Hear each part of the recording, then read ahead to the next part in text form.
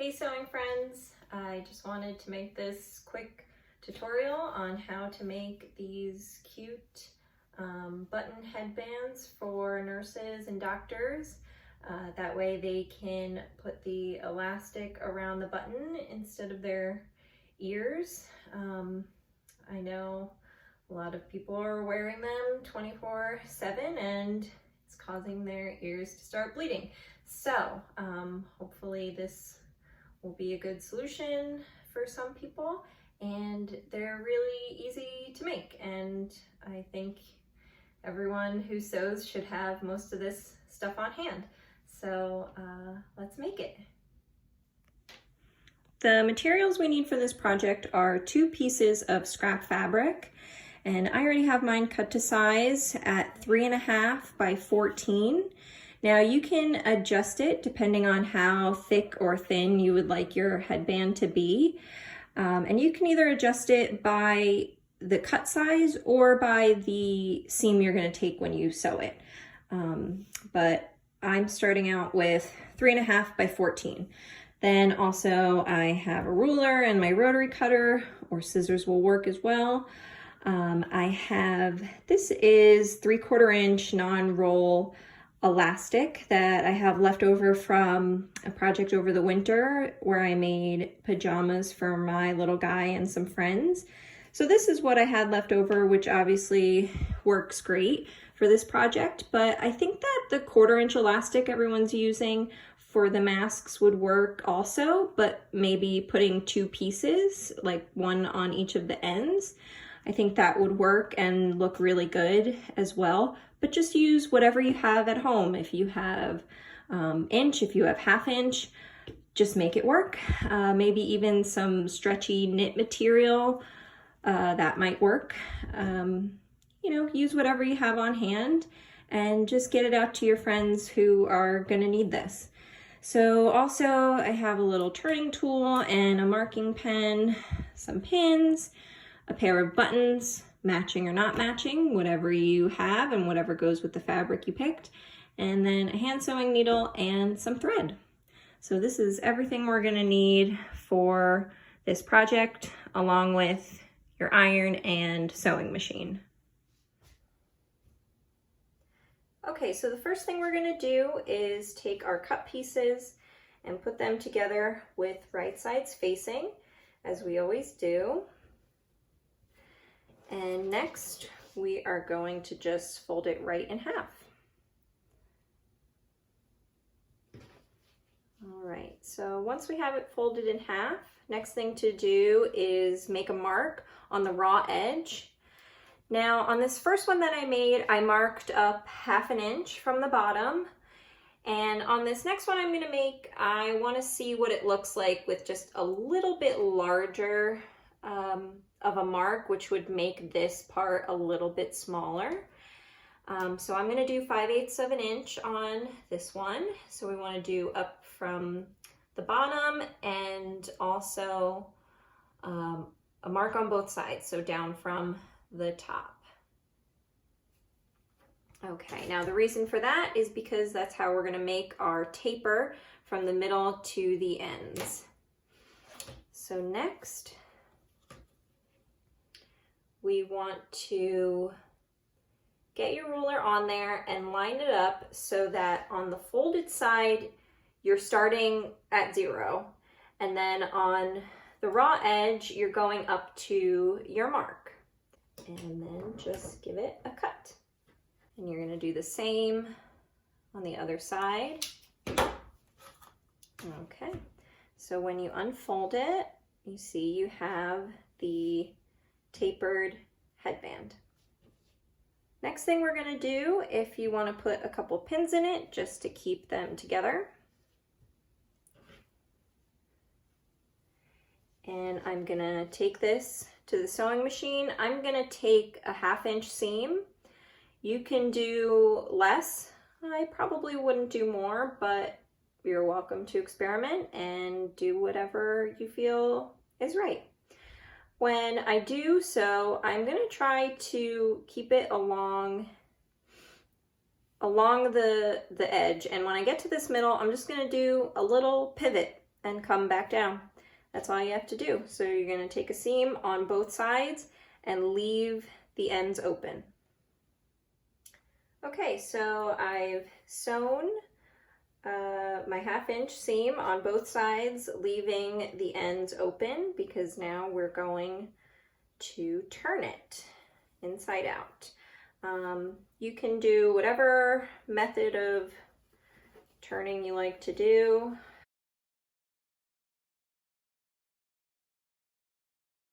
Piece out, and it's turned. Okay.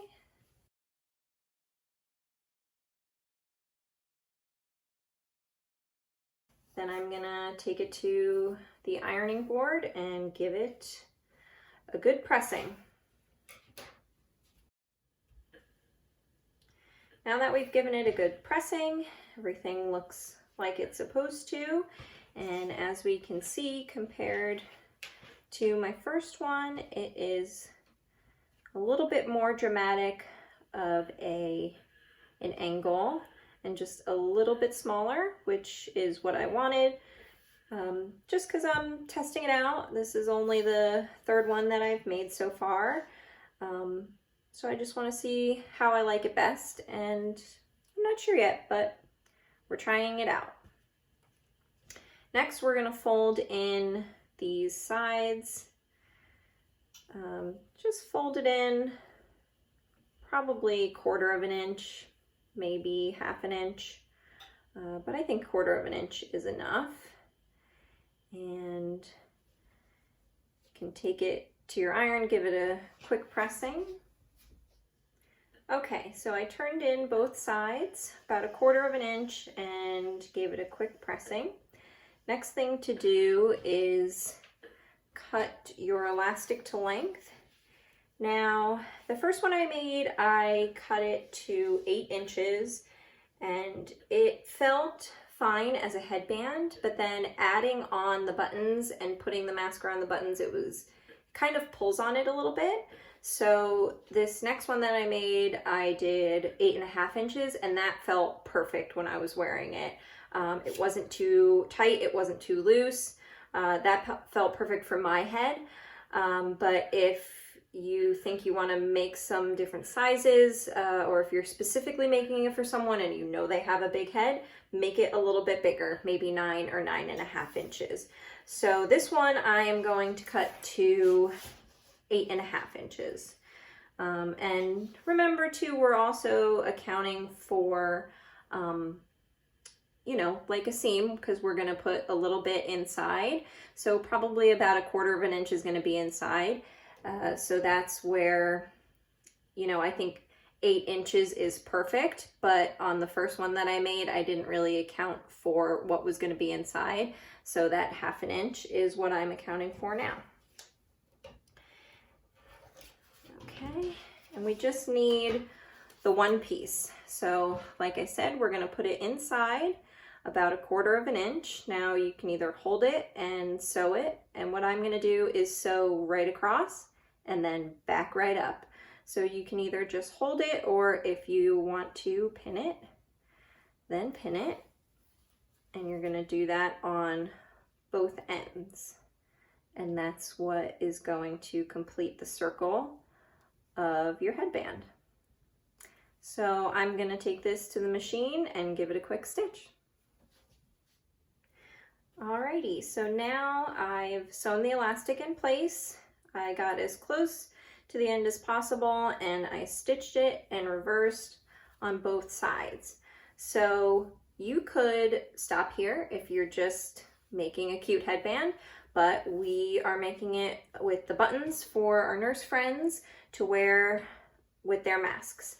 Now on the first one I made, I only went up maybe 1 inch. On this next one that I made, I went up about 1.5 inches, and that felt better also when I had it on. It was a little more upwards towards the eyes, so that the elastic was able to be pulled a little more up and be away from the ears. So we'll take our ruler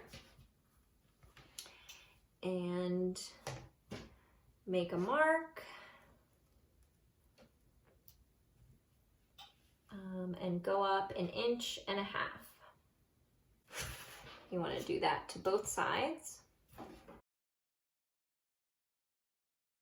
So our button in place. Next, you're going to want to have your hand sewing needle and thread with your button and do whatever method that you like best to sew a button on. I'm going to try to be quick with my method and just show you how I do it.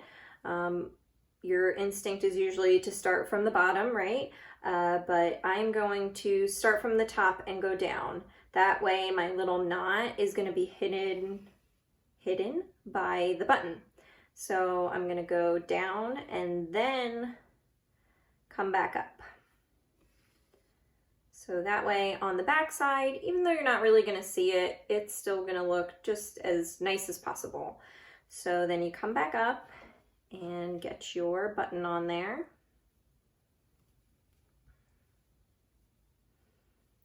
Okay, so we got that going, and I'm just gonna sew the button, probably give it 3 or 4 times around, going up and down. And if you want to look on the back, see where you're going, so that way the back looks nice as well. Okay, so I've gone over 4 times. Now I'm going to come back up, but I'm not going to come through the hole. I'm going to come back up, get it going, and then kind of bring it back down and get the button out of the way and bring the needle up and behind the button. After that, I'm going to wrap it a couple of times and bring it back around. And now you're going to come behind the button again and go back down kind of in the same spot that your hole is. And now we'll flip it over.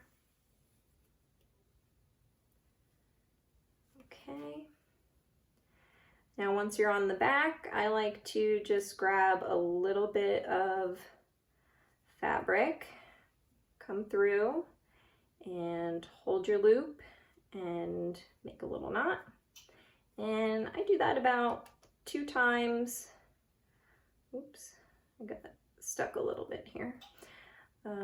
2 times grabbing the fabric and kind of making a little bit of a knot, coming through the loop and tightening it up. So then with the tail, you're gonna wanna just, let me turn it this way, get it in between both of your fabrics, and kind of just go as far as you can in between the fabrics. Make sure you're not poking out on this side anywhere. And this is just so we can hide the tail. So you have a long tail, that way if it did come unknotted in any way, it shouldn't, because you have plenty of tail and it's hiding underneath. So we've got one button, and then we just have to repeat that again on the other side. And this is our completed project, a headband with buttons on both sides to hold your mask elastic. Now I have the elastic going in front of my ears, which I think is preferred. And that's what I was talking about earlier with the first one that I made. The button was a little bit low, so I moved it up, and I think that 1.5 inches works. But while you're making it and experimenting, if you find that another 1/4 of an inch or another 1/2 inch helps even more, then great. I think this works. Now you can also wear it like this with the back piece coming around the ear. You can definitely feel it on your ear, but it's not pulling or anything. But I think with all of our nurse and doctor friends who have raw ear backs, they probably don't even want it touching at all. So like I said, putting the button up just a little bit higher helps to have it, the elastic going in front of the ear and not touching the ear at all, which I think is what is preferred. So this is the project, and it was really quick to do, and it looks really cute. And like I said, if you want to just make the headband without the button for a really cute headband, you can do that too. This was a fun quarantine project for me, and doing the tutorial kept me busy for the day. So thanks for that, and hopefully we can do another one soon. Thanks for sewing with me. Bye.